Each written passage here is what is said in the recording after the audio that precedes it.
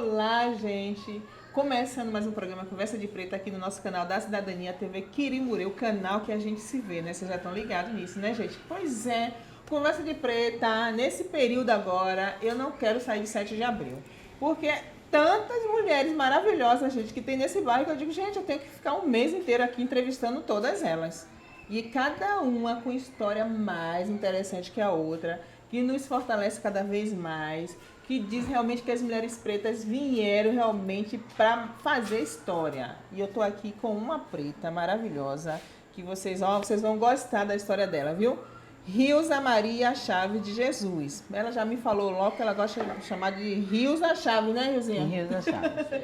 Pois ela é professora, ela é gestora, ela é poeta, ela é YouTube, ela é um monte de atriz, cantora. Rapaz, como é que consegue ser tanta escritora, gente? E aluna também. Aluna, lógico, sempre aluna, né? Tá sempre aprendendo. E o que eu acho mais interessante que isso a gente vai conversar aqui, ela foi candidata a vereadora. Olha que massa, as mulheres pretas têm sim que sair candidata. E ela se jogou e eu quero que ela vai contar pra gente como é que foi essa experiência. Ela não levou dessa vez, mas vai poder levar da outra vez, quem sabe, né, Rilza? Mas não é eu que vou falar, não, é você, mulher. Então, assim, é um prazer pra mim, né? Moradora de 7 de abril. Sim. Com o programa de Conversa de Preta, eu sempre passava para pegar meu buzu, sempre via você nas atividades aqui da escola municipal. Sempre sabia notícias de você. A Rilza tá fazendo desfile, Rilza tá fazendo isso na escola, vamos Dina participar. Então, essa é a mulher que sempre me veio, né? E que eu assim, nossa, eu quero conversar com ela quando eu voltar para 7 de abril e tiver a oportunidade. Então, eu quero que você fale um pouco da sua história. Quem é Rilza? Nasceu aqui em 7 de abril. Conta pra gente aí, mulher. Qual é a câmera? Essa. Ela pode olhar pra essa. Pra essa. É. Pode você quiser. Bom, primeiro eu quero agradecer a você, Dina, pelo presente. Porque, vou falar uma coisa aqui, domingo é o dia do meu aniversário. Então eu tô ganhando esse presente antecipado. Vai ter festa aqui? Vamos pensar, né? Nessa, hein? Aliás, a gente faz festa a qualquer hora. Qualquer hora, pois é. Realmente, eu não nasci no bairro de 7 de abril. Cheguei aqui aos 6 anos de idade. Sim. Eu vim de uma escola de freiras, porque minha mãe estava doente na época e ela teve que internar os filhos. E eu estava na Santa Casa da Misericórdia, minha mãe ganhou essa casa aqui. E primeiro conjunto habitacional de casas da URBS. Sim. Pelo Sistema Financeiro de Habitação. Eu tinha 6 anos de idade e vim morar aqui. Já vim alfabetizada, fui alfabetizada dentro do convento. E quando eu cheguei aqui, eu estudei, né? Sim. Metade do ano, do primeiro ano, na Escola Municipal Afrânio Peixoto, a qual hoje eu sou a gestora. Que maravilha. Eu já estou na escola há 17 anos e na rede municipal de ensino há 22 anos. E você, quando você estudava, você já pensava em ser professora, em diretora? Não. Você não tinha outros pensamentos? Eu queria cantar, né? Quando eu era menina. Tinha Vanderleia, Sim. Maria Bethânia, eu amava Vanderleia. Aí eu botava um lençol branco, porque ela tinha um cabelão, e eu queria ser cantora.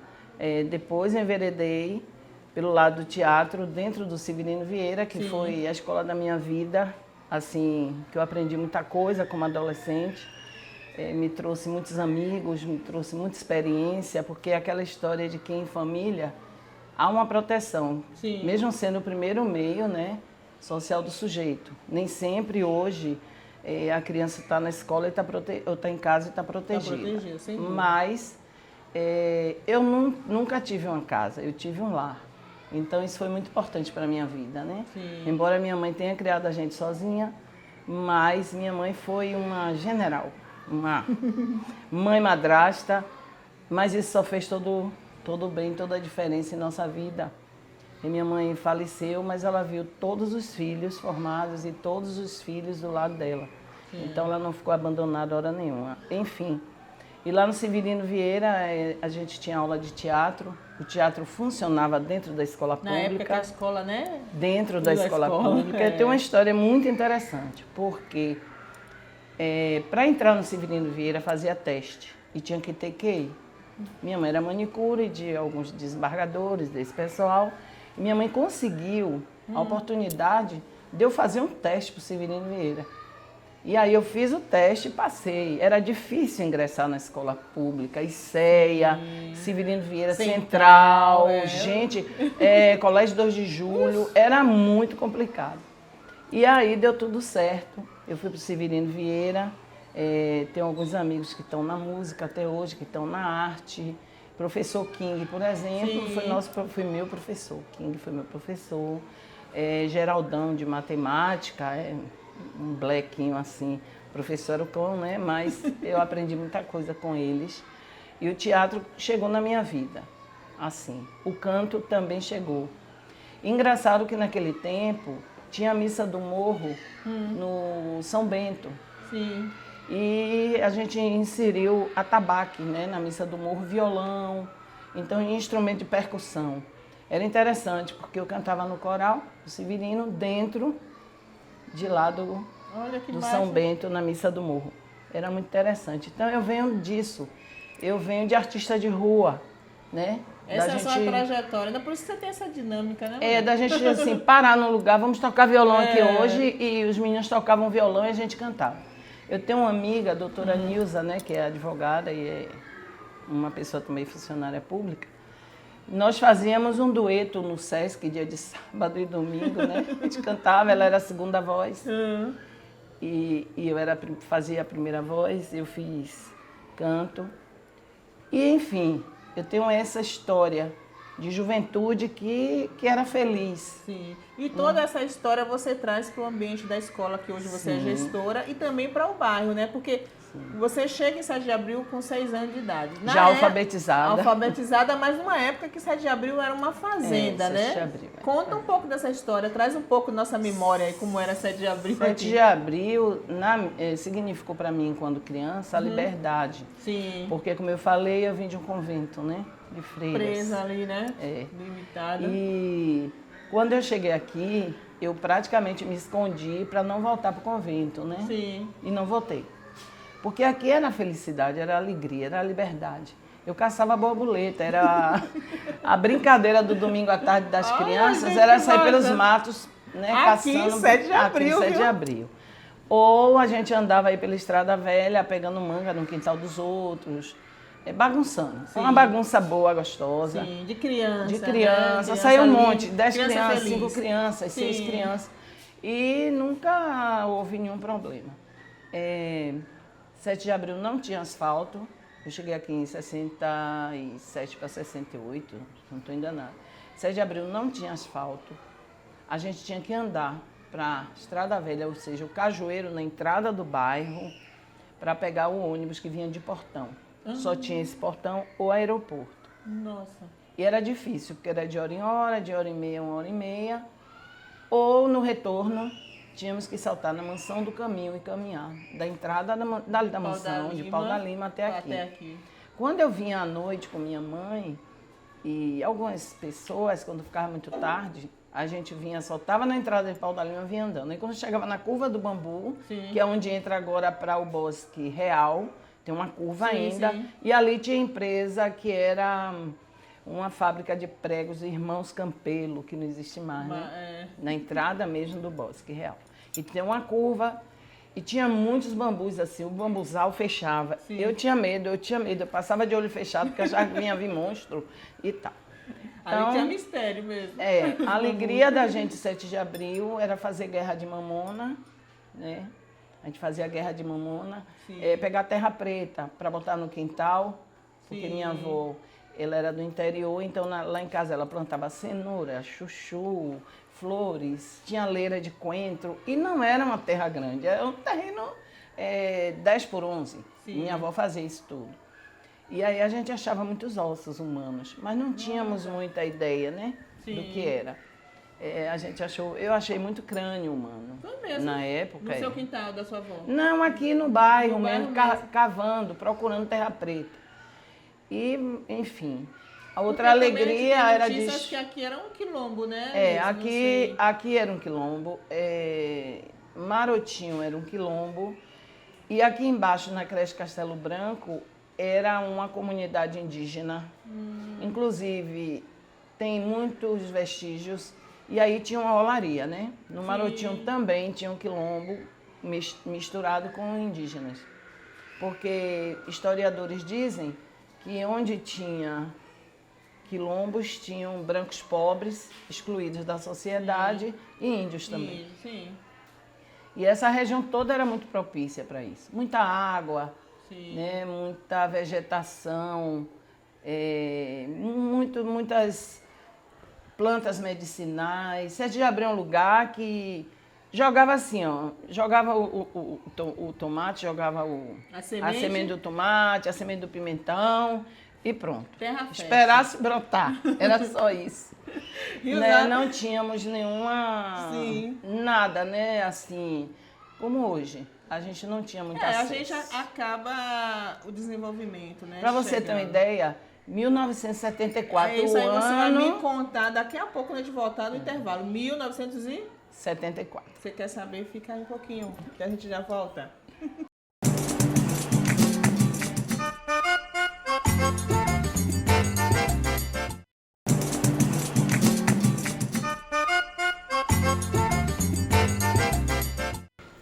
Então, gente, voltamos aqui, nosso segundo momento do Conversa de Preta, né? O programa Conversa de Preta aqui no canal da Cidadania, TV Quirimurê, todos os sábados, a gente tem nosso encontro aqui às 16 horas. E se você perder, você assiste na segunda, que a gente reprisa, tá bom? E dizer para vocês que o mês de julho, próximo mês, a gente tem várias atividades voltadas para a negritude, porque no dia 25 de julho é o Dia da Mulher Negra Latino-Americana e Caribenha. E o Instituto Odara tem uma ação voltada para o Julho das Pretas. Você fica sabendo tudo que está acontecendo em Salvador, que envolve essa questão. Então fique ligado, viu? Vai lá procurar Julho das Pretas, para você também no seu bairro, de repente tem alguma ação e você participa. E aqui em 7 de abril, hoje eu estou recebendo a professora Rios, a professora militante, ela cantora, essa mulher é tanta coisa que eu até esqueço. Eu também. E ela, no primeiro bloco, ela encerrou que ela tem uma novidade para contar pra gente no ano de 1974. O que aconteceu esse ano, gente? 74 foi porque a gente estava falando do bairro de 7 de abril e algumas peculiaridades, alguma coisa. Em 74 foi o ano que asfaltaram o bairro de 7 de abril. Foi muito interessante esse ano de 74, né? Foi muito importante, foi. Eu tinha uns 13 anos e começou a ter no bairro desfile da primavera, né? Sim. As escolas do bairro faziam o desfile da primavera. E eu fui baliza, junto com uma amiga que esse ano Deus levou, outras amigas. Sim. E a gente era baliza no bairro. Ensaiávamos dentro da igreja evangélica. E quando o calor batia, me perdoe, pastor Carlos, a gente entrava onde o povo se batizava e se refrescava, gente. Olha pra isso. É muita coisa. O pastor Carlos tá ouvindo isso. Tá, eu amo pastor Carlos. Mas tem lá a piscina, né? Vocês falou assim, se jogavam na... E era maravilhoso, porque a gente fazia campanha, tinha um grupo de jovens carmelitano, e tinham mais de 100 jovens. Nós nos reuníamos na maior sala da escola onde hoje eu sou a gestora, na Franco Peixoto. Sempre foi um espaço cultural, um espaço educacional aberto para a comunidade, né? E aí a gente fazia campanhas e mais campanhas. Campanha contra a fome. Eu acho interessante hoje, né, quando eu vejo essas campanhas, eu entendo, eu tenho uma sensibilidade para entender a importância de você doar, quando nada, 1 quilo de açúcar, né, um pacote de café, um macarrão. O pessoal de Canabrava mesmo, quando começou o bairro a se formar mesmo, que vieram da Rocinha, lá do centro de Salvador, quando houve um desabamento, né? Houve desabou o morro lá e matou um monte de gente. E eles ficaram desabrigados no tempo de chuva e abrigaram eles em Canabrava. Então nós, como grupo de jovens, a gente se reuniu. Íamos levando de carrinho de mão até Canabrava, até onde estavam as pessoas, para fazer as doações. Entrava nas barracas do Exército, nós entrávamos nas barracas do Exército, que o Exército que acolheu. E tinham pessoas doentes, crianças, mulheres paridas, e a gente tentava dar uma assistência, sem ter nada. Mesmo assim, a gente tentava dar essa assistência. Então a juventude se juntava pela solidariedade. Já trabalhávamos pelo meio ambiente, teve um período que nós amarramos em vários postes daqui do bairro latões de lixo, né, que são aqueles tonéis para que as pessoas jogassem na limpeza, lixo, né? para o bairro ficar limpo. O 7 de abril, há uns anos agora recentes, foi considerado por 2 vezes o mais limpo da cidade, né? Então, é uma juventude que trabalhava, a juventude que se unia e a gente era feliz assim, sendo solidário. Fazíamos peça teatral, onde apresentávamos no pátio da escola Afrânio Peixoto. Não, a escola Afrânio Peixoto, realmente, ela estava no seu caminho, né? O próprio patrono da escola, né, o Afrânio Peixoto, ele foi multifuncional. Sim. Né? Ele era político, ele foi deputado, ele era professor, escritor, médico, legista. Então, ele era dinâmico. Não é possível que a gente vá trabalhar numa escola, vai atuar numa escola, num bairro, né, que chamam de periferia. Eu queria corrigir que 7 de abril, geograficamente, não é periferia. 7 de abril é miolo da cidade. Olha, gente. Nós estamos no miolo da cidade. Tá vendo? É bom ter uma professora? Eu fiz uma disciplina no Pogel da UFBA e isso me encantou muito, porque o nome da disciplina era Evolução do Espaço Urbano da Cidade de Salvador.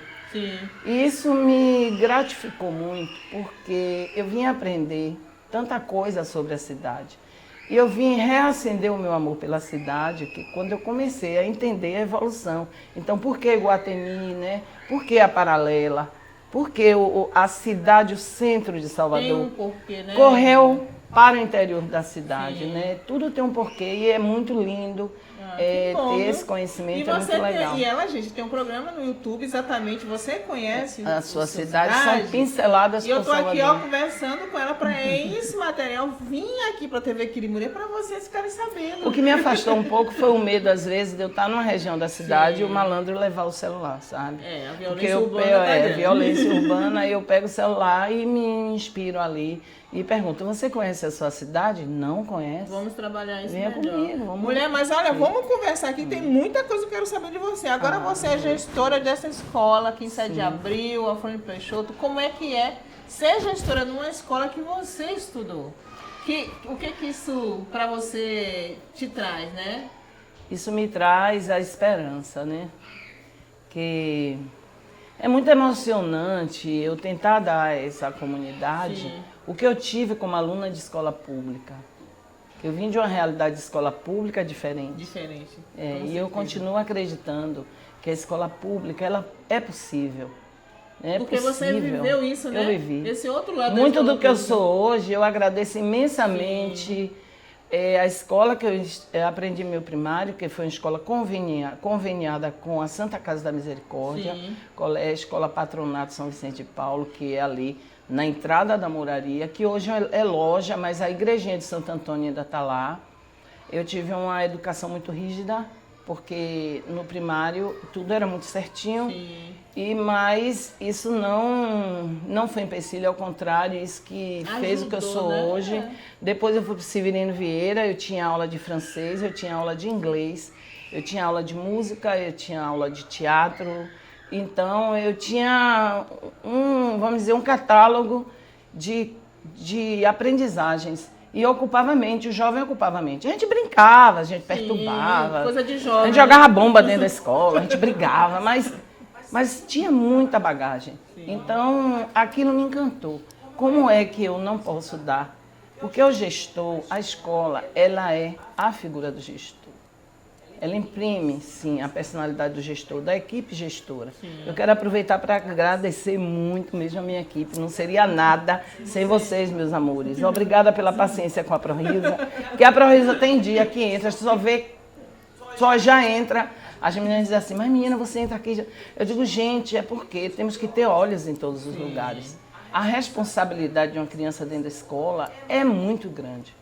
Porque eu moro na comunidade, eu frequento tudo que as crianças frequentam, seus pais frequentam.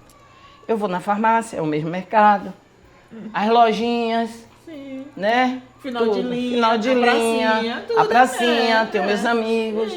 Porém, tem uma questão. Muitas vezes eu vejo essas crianças à noite por aí. Mas se dentro da escola ocorrer algo com eles, os pais vêm cobrar.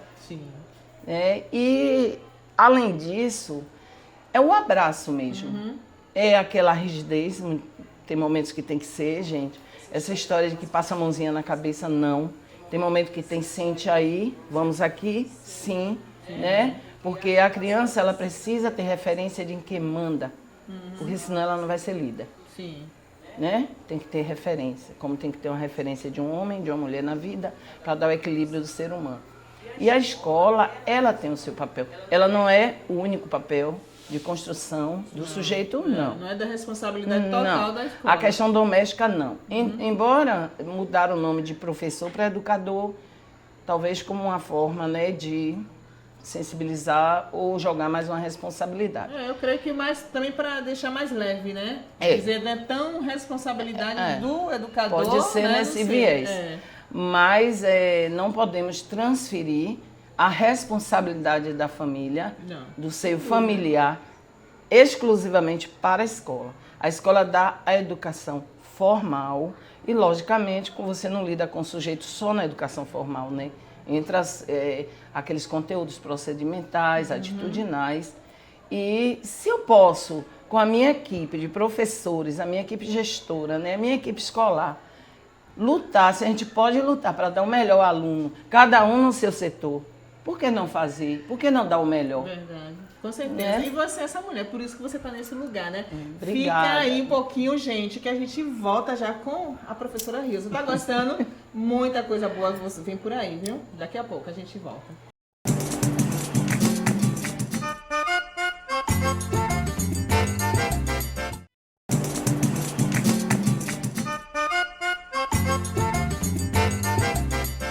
Então, gente, estamos aqui hoje, em 7 de abril. Eu não saí daqui, eu continuo na biblioteca de 7 de abril. Programa passado, eu gravei aqui.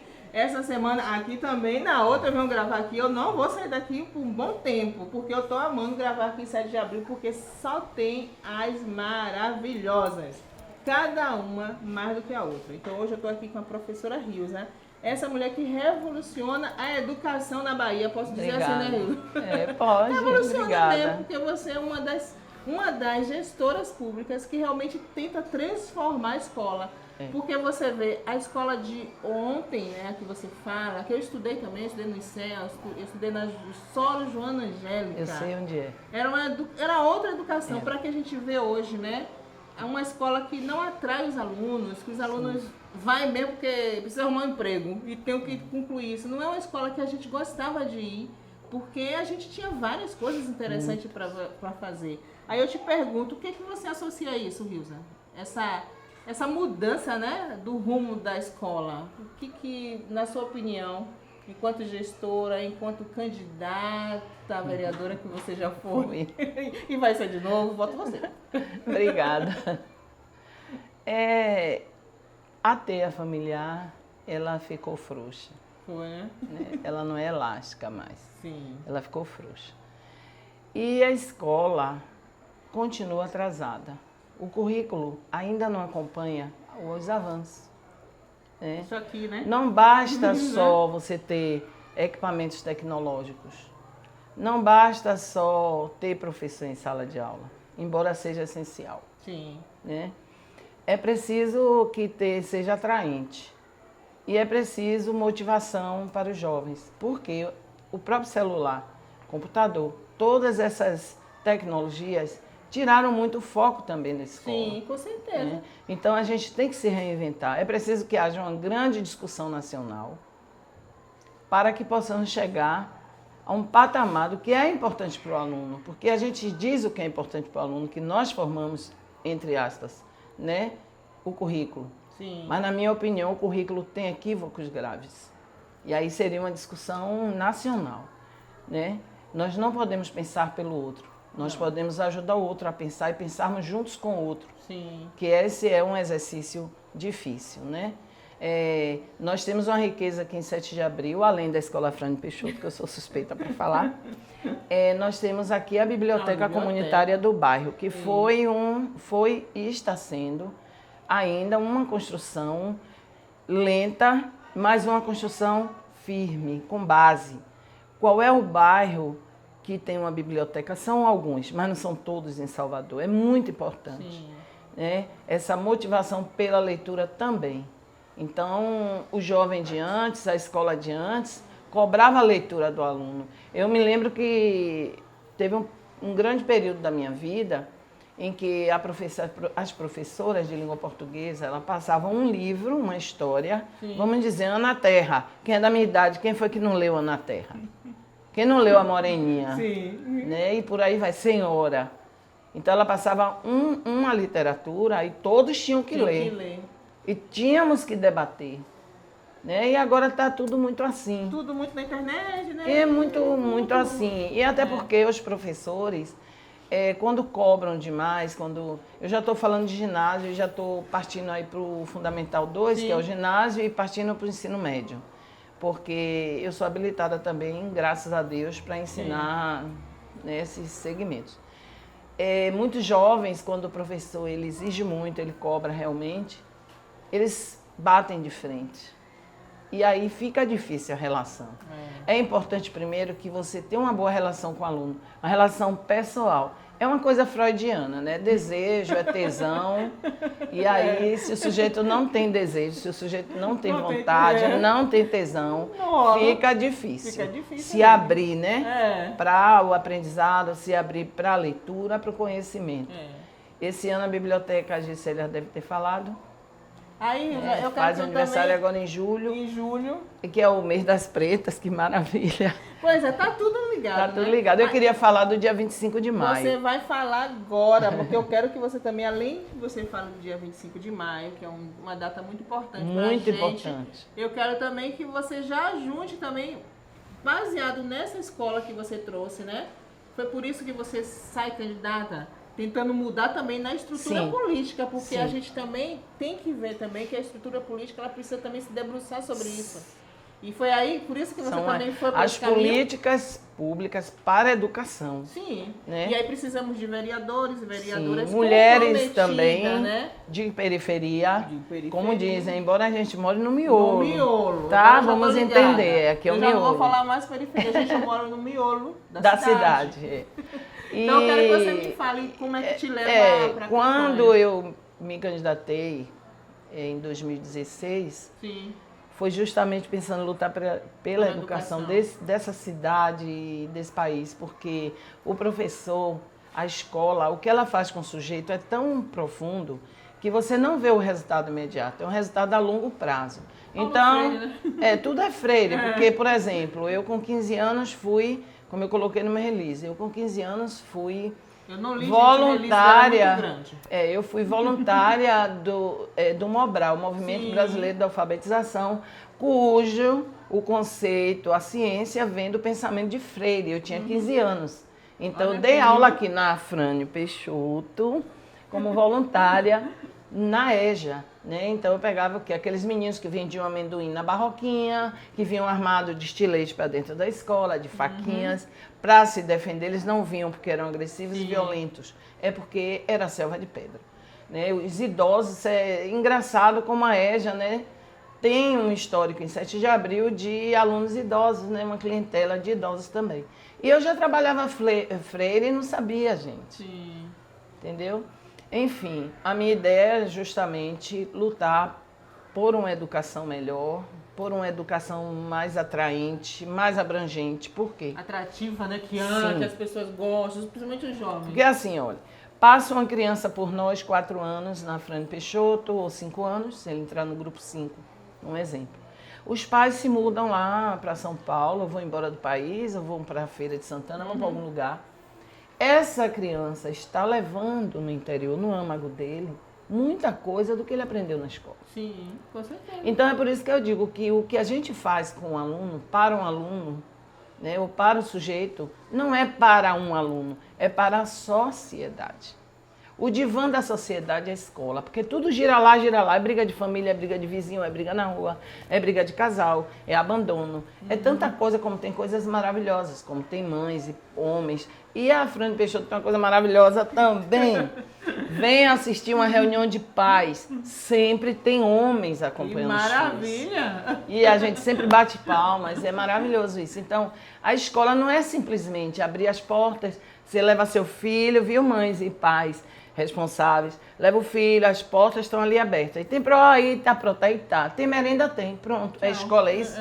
Não, gente. A escola é muito mais do que isso. Gente, é bom falar, né, com uma pessoa que tem esse amor pela escola, né? E você mostra isso, demonstra isso, entendeu? Isso é muito bom, né? A gente tem uma esperancinha, há uma esperancinha por aí, gente, porque as escolas públicas precisam cada vez mais de pessoas como você. Eu quero salientar também uma coisa, que eu tenho na Frane Peixoto 17 anos, mas antes de chegar até a Frane, eu passei por outras escolas, né? Eu trabalhei com meninos em risco social e foi uma experiência muito forte dentro de uma escola, na Mansão do Caminho, conveniada com a prefeitura, que hoje não é mais conveniada. Trabalhei também na Escola Novo Marotinho, né?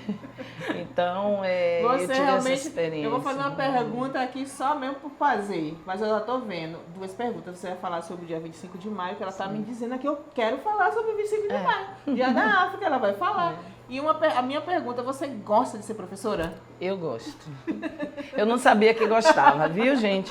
Eu me formei em 83, em magistério, mas eu tive um problema porque quando eu fui estagiar, eu senti um fosso entre estar em sala de aula e a ciência, que eu aprendia na escola, os conceitos. E aquilo me frustrou, né? Era diferente estar estagiando.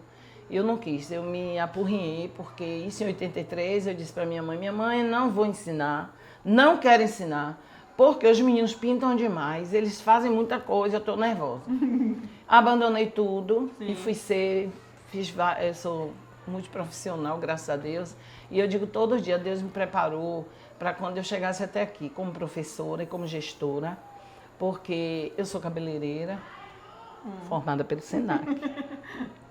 E eu sou securitária, eu trabalhei em empresa de seguros, trabalhei como recepcionista, fiz vários trabalhos, né? Trabalhei no aeroporto de Salvador. E quando eu chego de volta, que já foi no final dos anos 90, minha mãe insistiu muito, volte, porque eu dizia, ai minha mãe, tem alguma coisa em mim que eu não gosto daquele trabalho. Eu ia muito animada, depois te faltava, né? Minha mãe, menina, o que está faltando é você ir para o caminho seu, que é ser professora. Como minha mãe era do interior, eu achava que era por isso. Que o povo no interior, ou a filha é professora, ou o filho é médico, né, assim? Ou advogado, né? Mas é mais médico, professor, né?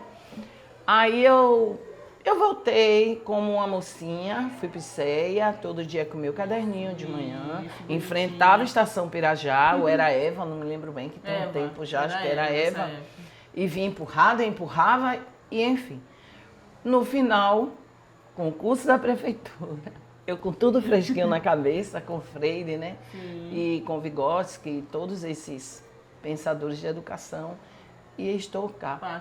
E digo, a prova da prefeitura, a geral, que eu fiz o concurso, que nunca mais se fez isso, a prova geral caiu praticamente tudo que eu vi no meu primário. Olha. É. Era para você passar mesmo, né? Tava porque não foi baseado, por exemplo, estrofes do hino da Bahia, coisas que hoje se perderam. Quem sabe cantar o hino da Bahia? Então você me fez essa pergunta sobre o que falta em educação, né? Isso. Falta ainda uma coisa, porque no Brasil tem situações que tudo são os extremos. Sim. Tinha uma disciplina chamada EMC, Educação Moral e Cívica. Aí, vamos tirar a EMC, né? Tá entrando militarismo, tá entrando não sei o quê.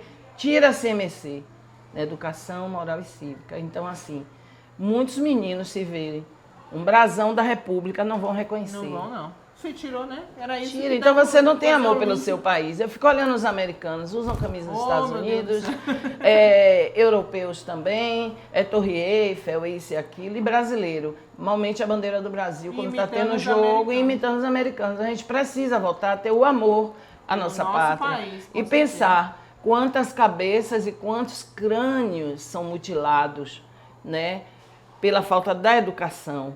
Por quê? Quantos cientistas a gente mata? esse país mata. Cientistas, artistas, né? Pois é. Mata esse pessoal que podia estar produzindo para o país. Pensadores e Pensadores, né? claro, Você vê cientistas. nos nossos bairros mesmo, né? Nossos bairros da nossa comunidade, quantas mulheres negras pensadoras existem. Eu já posso contar aqui. Você, Gisélia, Tica, Ana Paula, eu e outras e outras e outras. Só que o meu cinegrafista está dizendo que nosso programa está acabando. Ah, tá bom. Aí a gente vai fechar. Mas você tem que falar do dia 25 de o de dia maio. 25 rapidinho, 2 minutos, dê essa quebrada. Porque a gente comemora 25 de maio, um dia muito importante pra gente, que é o Dia da África. E nós trabalhamos isso na comunidade. Certamente os nossos alunos, eles não ficam, eles não passam batido para o 25 de maio. Fazemos festa na escola com direito a tudo ligado à África, que é possível pesquisar, Sim. né? E fechando a pergunta que você me fez com relação à política, então a minha ideia mesmo era trabalhar para a educação. Trabalhar para a educação, não exclusivamente para as crianças, para a educação de uma forma mais ampla. Geral. Para os professores também, porque ninguém vai me dizer que o professor insatisfeito vai ser um profissional 100%. Pois é, gente. Tudo bem que eu vou aumentar a quantidade do programa, tá certo? Mas agora acabou.